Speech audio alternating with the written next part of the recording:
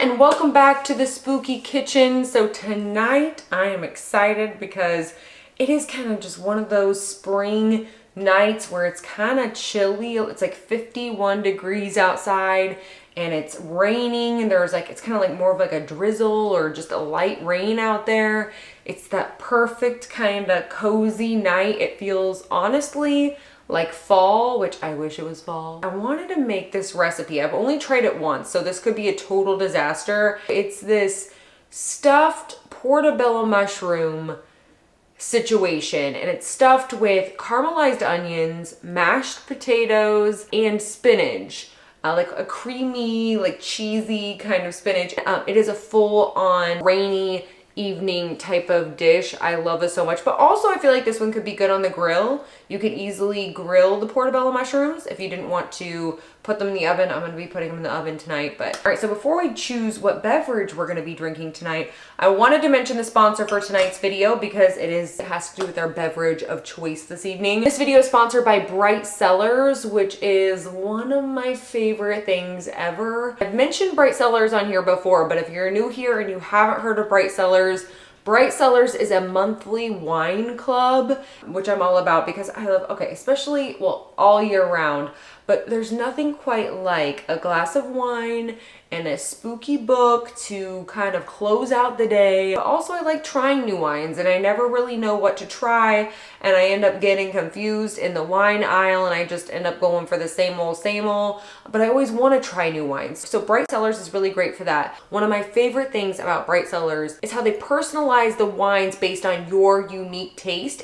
So what you do is you take a super quick online quiz, and it asks you really easy questions. You don't have to know anything about wine, just about maybe your favorite kinds of desserts or your favorite types of juices. And then Bright Cellars chooses the wines based on your own personal taste. And then from there, the wines are delivered straight to your door. So you don't have to go out and pick out wines or make any decisions or sit there and stare at all these different wines. And I'm like, I don't know what I'm picking out or what I'm doing. And then inside your box, you have your wines, but you also get these wine education cards, which are, this is another one of my favorite parts. So each card represents each wine that you got in your box. So the front of the card has the label of the wine, and then the back of the card has all the different flavor profiles. It has the region your wine is from, and then it also has some food pairing suggestions. And then after you try your wines, you can rate each of your wines, and then that way your next round of bottles are even more personalized to your taste. So I've really loved that because each box just keeps getting better and better. Okay, so the wines I got this time, I'm really excited about this because I got a good combination. By the way, it does ask you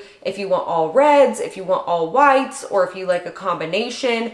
And I like a good combination, especially in the summertime. All right, so this time around, I got a Cabernet Sauvignon, a Syrah, a French Colombard, a red blend, another red blend, and a Pinot Grigio. So I got a couple of whites and a few reds in there. And right now, Bright Cellars is offering you 50% off your first 6-bottle box, plus a bonus bottle. So that's 7 bottles. If you follow the link down in my description box, there'll be a link right there. You can get started on the quiz and see which wines are chosen specifically for you. The link will be in my description box. Anyways, I'm so excited for this, and I'm especially excited because the wine I think I'm gonna try tonight is this Cabernet Sauvignon, because one of the food pairings, this is how I decided. One of the food pairings says baked stuffed mushrooms as one of the food ideas. And I'm like, well, that's what we're basically making tonight, except it's a large stuffed mushroom instead of the little ones. But we're gonna go with the Cabernet Sauvignon. Let's jump into this. So the wine I'm trying today, this is what the bottle looks like. It's called Humdrum. It's got this psychedelic looking label on it. I'm into it. So this recipe, I will have it down in the description box for you if you're wanting to make this. And then also I wanted to mention, I went ahead and prepped some stuff today. I'm feeling ahead of the game today, even though I know I'm, in the end, it will still take 500 hours, but that's all right.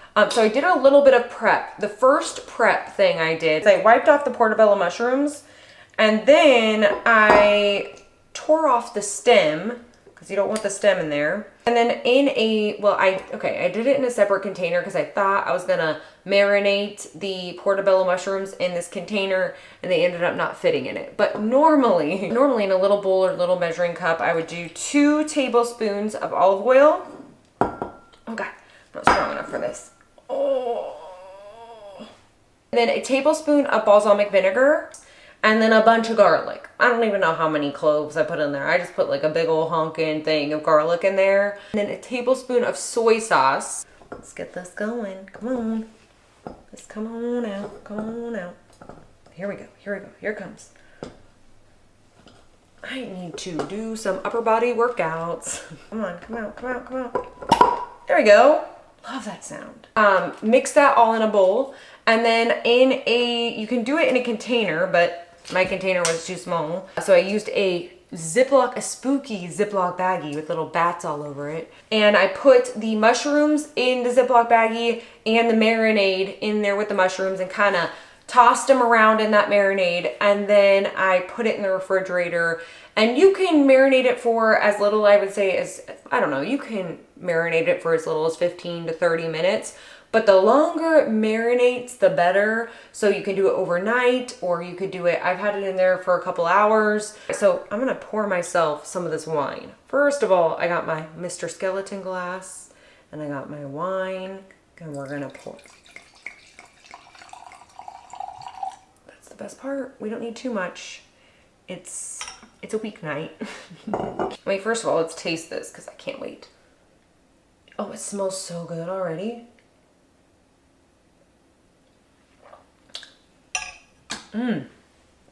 Where's the taste profile? What does it say? Fig, dates, and vanilla.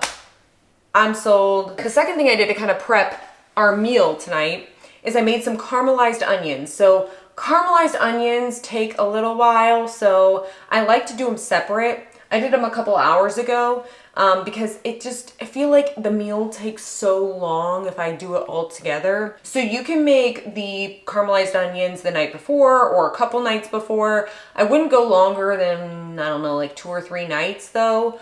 The fresher, obviously, the better. And what I did to prepare my caramelized onions, and I'll have this all down in the recipe in the description, but just to kind of go over it so I can show you what I did. First of all, I sliced up 3 sweet onions. So I kind of just sliced them up into thin slices, and then I turned the stove up to high heat. And in a large skillet pan situation, I put in about a tablespoon of olive oil. If you have a larger pan, just make sure it coats the bottom of the pan. You don't want too much oil, but just enough to where it's coating the bottom of the pan evenly. And then once the oil heated up, I put in my onions. It looks like a lot of onion when you put it in there because it's 3 onions sliced up. But once the onions caramelize, they really shrink up. So that's why I say 3 onions. You can never have enough caramelized onions in my opinion. So if you want to do 4 or 5 or however many you want to do, if you want to have some for later to snack on, whatever you want to do, might as well because you're already caramelizing them. Then over high heat, I just continue to stir I keep trying to say mushrooms, but onions. I continue to stir the onions for about 10 minutes. And I just watch them and continue to stir because you don't want them to burn. So after about 10 minutes, you'll see that they're starting to brown up a little bit, but you definitely want to make sure you're continuously stirring them so they don't get burnt. So after about 10 minutes, I then turn down the heat to about medium and then continue to stir the onions again for another 10 minutes on medium. And then you'll see they start getting really brown, and then they do look a little charred, but they don't look burnt. They're just like, there's a difference because they taste really sweet. It's like the sweetness comes out of them. And so they start browning up real good. And I know this seems like it's taking forever at this point, and it does take a while. I just turn on a podcast or watch a movie or turn something on, an audiobook, and just zone out and stir my onions for 30 minutes about. So then after the 10 minutes on medium, then I turn it down to low. I put some salt in with the onions, and I just kind of continue to stir them for about another 10 minutes. Once they kind of get to the point where they're not really changing, they're brown and caramelized and looking delicious, I kind of just leave it at that. So sometimes it's 25 minutes, or between 25 and 30 minutes. That's why I personally do it separately, like do it just at a different time so I can prep the onions. That way I can make my dinner pretty quickly. So anyways, from there I put a little bit, just like a little splash of balsamic vinegar, stirred it up, and then took it off the heat and put it in a bowl and covered it and put it in the fridge. So that's kind of what we did there. So we have our mushrooms marinating and we've got our caramelized onions already done, so we don't have to do that part. All right, so I'm gonna preheat the oven to 450. Let's do that. All right, I'm gonna put some parchment paper down on this pan. Put this here. And let's put this here. Like this is the stem side. We're gonna put this down like so. And the other one. Ooh, these are slimy. Then I'm gonna put this in. Oh wait, it's not preheated yet. We'll put this over here for now. It's chilly in here. I don't want to turn on my heat because I'm cheap like that, but our mushrooms, they're going in for 10 minutes. For this recipe, I like using instant potatoes, but use whatever your heart desires. If you want to, you know, make the real deal potatoes and peel them and boil them and do all that and then mash them, go for it.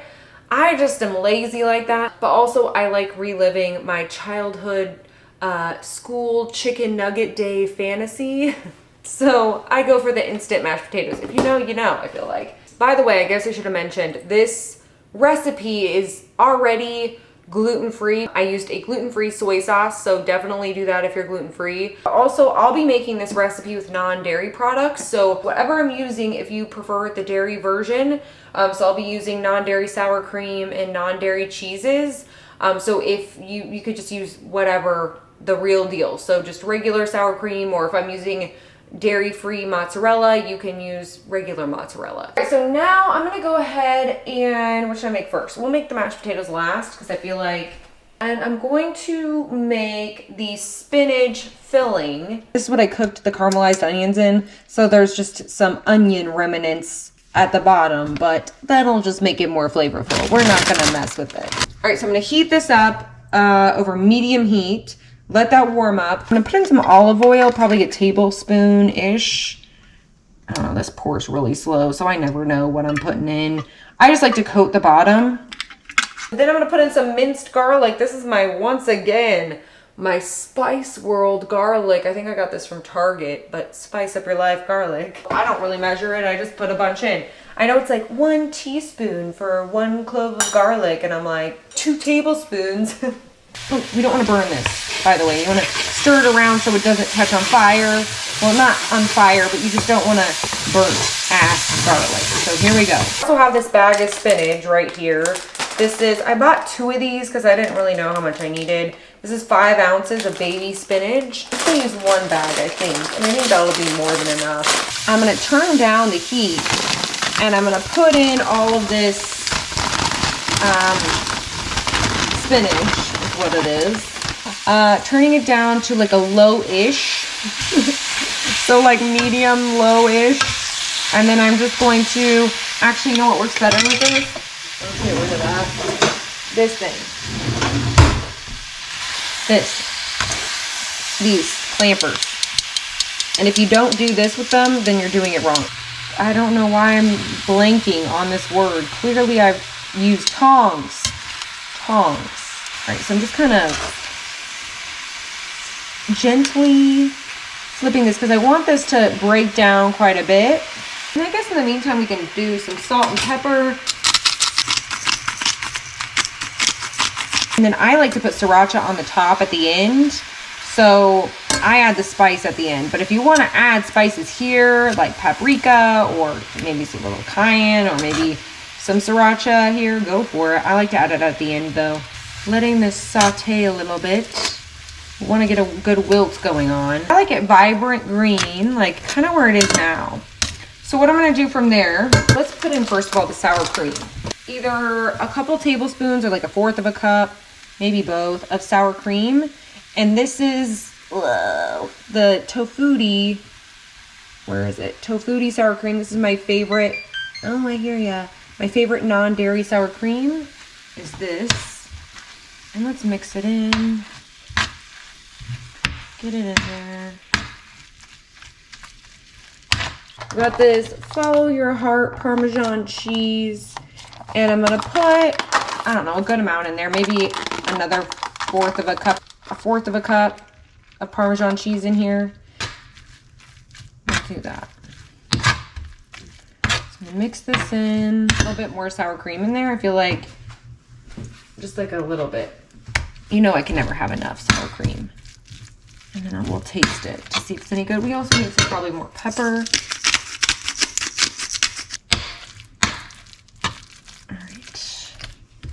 Then we gotta prepare our potatoes. I'm gonna make some instant mashed potatoes really quick. 2 cups of water. I should have done this before. What am I thinking? All right, 2 cups of water, boil this. Shouldn't take too long. I'm gonna put some butter in there. I don't know how much, I just eyeball it. There's directions on the package, but we don't follow that. So I just put a good amount in there. Like, you know. And then I'm gonna put more than that. We want this to be good. A little wine, shall we? All right, so I have these gluten-free breadcrumbs. They look like this. I found these in my pantry. I think I'm gonna put on top of our mushrooms because that sounds good. Oh, we're boiling. Okay, here we go. Take it off the burner and we're gonna put in some sour cream first of all. Stir around. 2 cups of the instant mashed potatoes, and then I just go from there. So I start with 2 cups. There we go. I'll just use a spoon since it's right here. Fold it in. But we also have to add all the goods. So salt, pepper, garlic powder, onion powder,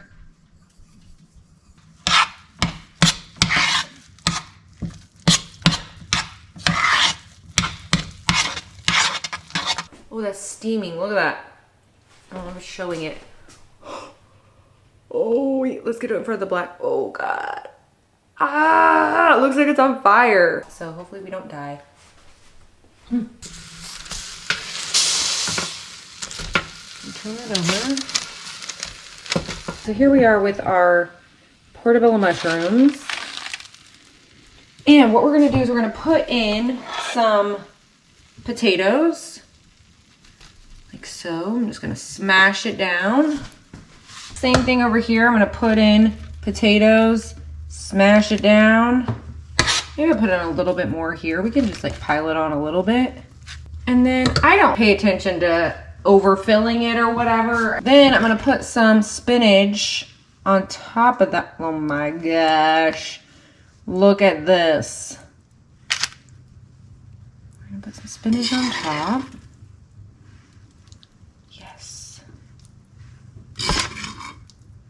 So, I'm gonna do some Daya mozzarella shreds on top. This one's overflowing over here. We're gonna do a little bit of this on top of both. And then I'm gonna do some breadcrumbs. Here we go. Just little sprinkled breadcrumbs on top.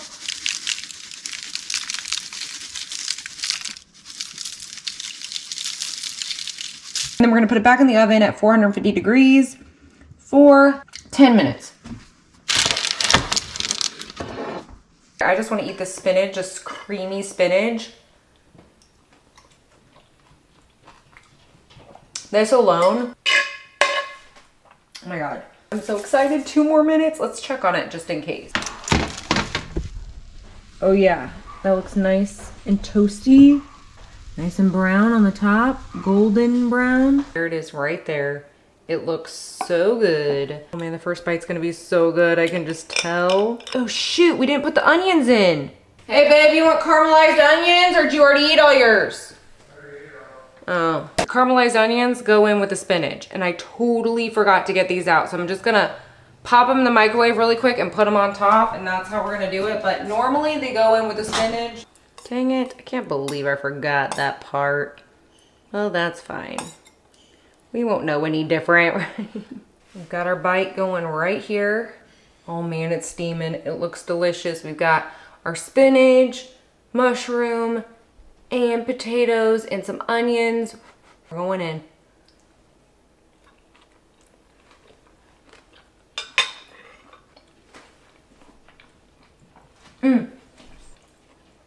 Just a little sriracha on the top.